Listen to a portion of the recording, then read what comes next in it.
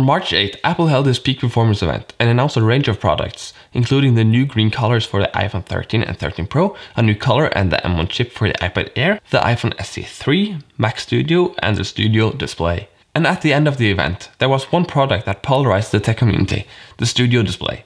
On one side, you have people like Jonathan Morrison who think this is a great display, while others compare it to the ultrafine 5K from LG and think it's overpriced. I'm not here to argue for or against the Studio Display, but I'm sure you are voicing your opinion down below the like button. But I want to take a look at the product itself to see what Apple might do with the potential displays going forward. The Studio Display is unlike any other monitors. It has a 5K display that goes up to 600 nits and have been confirmed that it is a new display. There are also great speakers and have been praised as the best speakers Apple put in any Mac. It also has a potato cam, which is apparently being fixed. Other than that, it's basically an iPad mini running iOS with 64 GB of storage. The A13 here is what interests me, because the fact that Studio Display runs iOS means that Apple could make displays do more than what a normal display could do. Let's take the rumored update to the Pro Display XDR.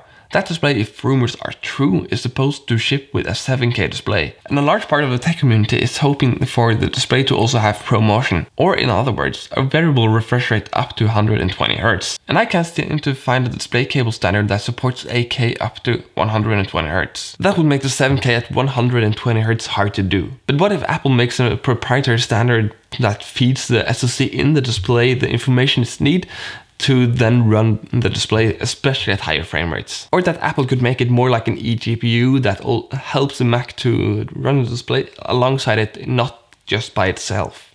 Another cool feature would be Wi-Fi. And I hear ask, Wi-Fi, what would that help with in a monitor? And I think it could be AirPlay, or maybe more wishful thinking, but a node in a mesh network. Let's start with AirPlay. Just imagine a world where you can just connect to a screen wirelessly without the need of any cables. And it might not be as far-fetched as you might think. Regulations in the EU that makes USB-C a standard connection forces Apple to ditch Lightning. Apple has of course MagSafe to combat this regulation, and Apple would never replace Lightning for USB-C.